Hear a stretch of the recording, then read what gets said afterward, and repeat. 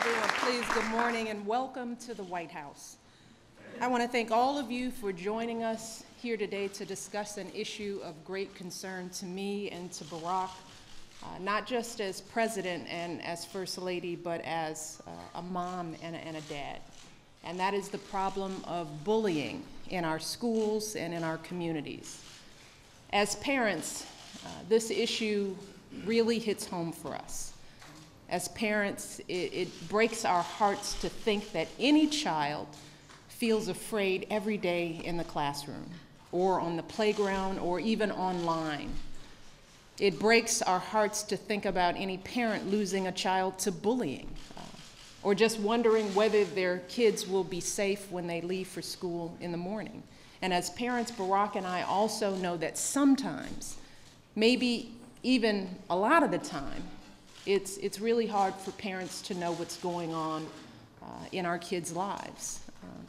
We don't always know because they don't always tell us every little detail. We know that from Sasha. Sasha's response is, "What happened at school today?" "Nothing." That's it. It's like, well, we're taking you out of that school. So as parents, we know we need to make a real effort to be engaged in our children's lives, to listen to them and be there for them when they need us. We need to get involved in their schools and in their activities so that we know what they're up to, both in and out of the classroom. And when something is wrong, we need to speak up, and we need to take action. That's just what Jackie Knight did. She's a mom from Moore, Oklahoma, who's here with us today. We got a chance to spend some time with her before, but when her child was bullied, she got together with other parents and planned community meetings where parents and students could share their stories. They also held meetings for the public to raise awareness about bullying. And they've been meeting with the school board and superintendent to discuss steps that they can take to keep their kids safe. But parents aren't the only ones who have a responsibility.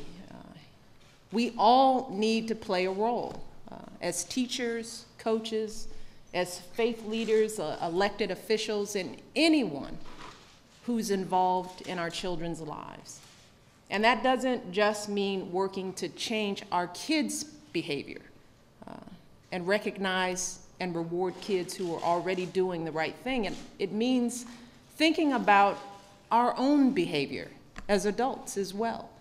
We all know that when we as adults treat others with compassion and respect, when we take the time to listen and give each other the benefit of the doubt in our own adult lives, that sets an example for our children. It sends a message to our kids about how they treat others. So we all have a lot of work to do in this country on this issue. And I hope that all of you and everyone who is watching online will walk away from this day, from this conference, with new ideas and solutions that you can all take back to your own schools and your own communities. And I hope that all of us will step up and do our part to keep our kids safe and to give them everything they need to learn and grow and fulfill their dreams. So with that, it is my pleasure to introduce this guy here, my husband and our president, President Barack Obama.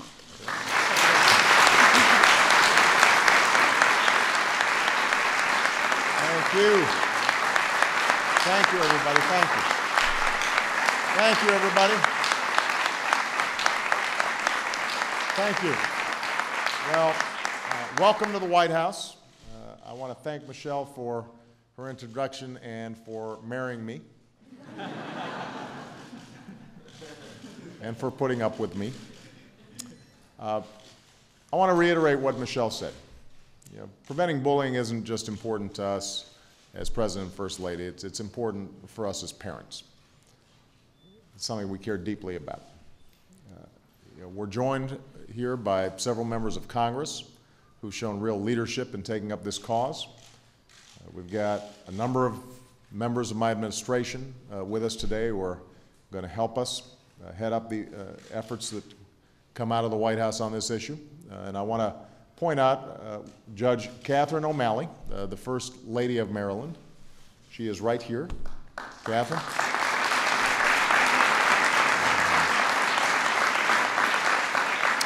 thank you for being here. Thank you all for being here. You have a chance to make an enormous difference, and you already have. Bullying isn't a problem that makes headlines every day, but every day it touches the lives of young people all across this country. I want to thank all of you for participating in this conference, but more importantly, I want to thank you for being part of what's a growing movement, led by young people themselves, to put a stop to bullying, whether it takes place in school or it's taking place online. And that's why we're here today. If there's one goal of this conference, it's to dispel the myth that bullying is just a harmless rite of passage or an inevitable part of growing up. It's not. Bullying can have destructive consequences for our young people. And it's not something we have to accept. As parents and students, as teachers and members of the community, we can take steps, all of us, to help prevent bullying and create a climate in our schools in which all of our children can feel safe, a climate in which they all can feel like they belong. As adults, we all remember what it was like to see kids picked on in the hallways or in the schoolyard, and I have to say, with big ears and the name that I have, I wasn't immune. I didn't emerge unscathed. But because it's something that happens a lot, and it's something that's always been around, sometimes we've turned our blind eye to the problem. We've said, yeah, kids will be kids. And so sometimes we overlook the real damage that bullying can do, especially when young people face harassment day after day, week after week. So consider these statistics. A third of middle school and high school students have reported being bullied during the school year. Almost 3 million students have said they were pushed, shoved, tripped, even spit on. It's also more likely to affect kids that are seen as different, whether it's because of the color of their skin, the clothes they wear, the disability they may have, their sexual orientation. And bullying's been shown to lead to absences and poor performance in the classroom, and that alone should give us pause, since no child should be afraid to go to school in this country. Today, bullying doesn't even end at the school bell. They can follow our children from the hallways to their cell phones to their computer screens. And in recent months, a series of tragedies has drawn attention to just how devastating bullying can be. We have just been heartbroken by the stories of young people who endured harassment and ridiculed day after day at school and who ultimately took their own lives. These were kids brimming with promise. Kids like Ty Field, kids like Carl Walker Hoover, who should have felt nothing but excitement for their future. Instead, they felt like they had nowhere to turn, as if they had no escape from taunting and bullying that made school something they feared. I want to recognize Ty's mom and dad who are here today, Carl's mother and sister who are here today. They've shown incredible courage as advocates against bullying in memory of the sons and the brother that they've lost. And so we're so proud of them, and we're grateful to them for being here today.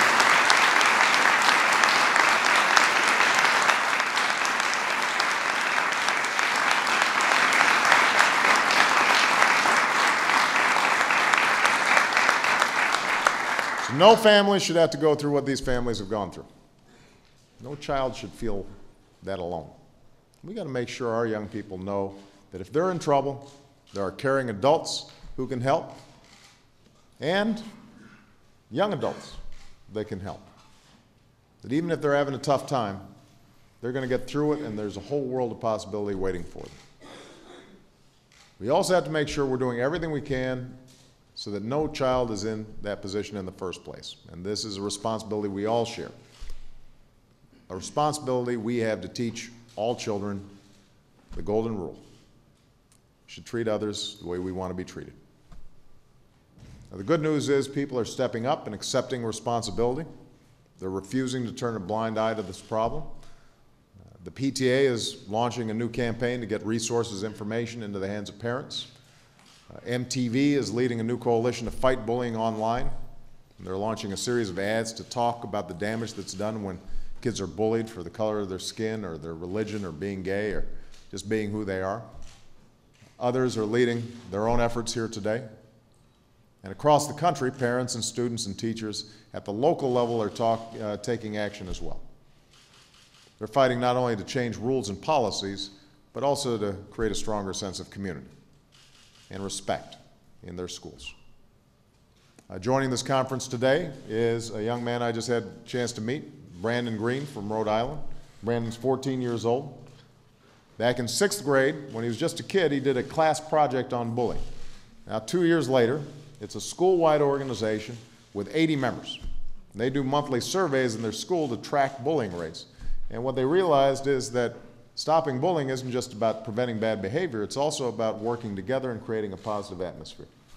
So Brandon and his fellow committee members are now also doing activities like coat drives and community service at their school.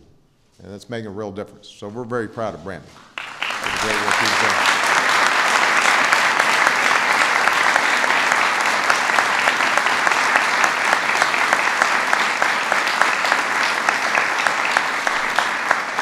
There's stories like this all across the country where young people and their schools have refused to accept the status quo. And I want you all to know that you have a partner in the White House. As the former head of Chicago's public schools, nobody understands this issue better than my education secretary, Arne Duncan. He's going to be working on it, along with our health secretary, Kathleen Sebelius. Arne's going to head up our administration's efforts, which began last year with a first-of-its-kind summit on bullying. And we're also launching a new resource called stopbullying.gov, which has more information for parents and for teachers. And as part of our education reform efforts, we're encouraging schools to ask students themselves about school safety and how we can address bullying and other related problems. Because, as every parent knows, sometimes the best way to find out what's happening with our kids is to ask. Even if you have to, if it's in the case of Sasha, you have to keep on asking. Now, as adults, we can lose sight of how hard it can be sometimes to be a kid. And it's easy for us to forget what it was like to be teased or bullied. But it's also easy to forget the natural compassion and the sense of decency that our children display each and every day when they're given a chance. A couple other young people that I just had a chance to meet, Sarah and Emily Booter, who are here from California. They're right here next to the First Lady. And Sarah and Emily, they read a story about a girl named Olivia in a nearby town. There's a girl they didn't know who had faced a lot of cruel taunting in school and online because she had an epileptic seizure in class. So they decided to write Olivia a letter and ask their friends to do the same. They figured they'd send Olivia about 50 letters. But in the months that followed, thousands and thousands of letters poured in from every corner of the country. It really tapped into something. A lot of the letters were from young people. And they wanted to wish Olivia well and let her know that somebody out there was thinking about her. And let her know that she wasn't alone. And because those children treated Olivia with that small measure of kindness, it helped Olivia see that there was light at the end of the tunnel. And the fact is, sometimes kids are going to make mistakes, sometimes they're going to make bad decisions. That's part of growing up. But it's our job to be there for them, to guide them, and to ensure that they can grow up in an environment that not only encourages their talents and intelligence, but also their sense of empathy and their regard for one another. And that's what ultimately this conference is all about. And that's why all the issues that we're talking about really matter. And that's how we're going to prevent bullying and create an environment where every single one of our children can thrive.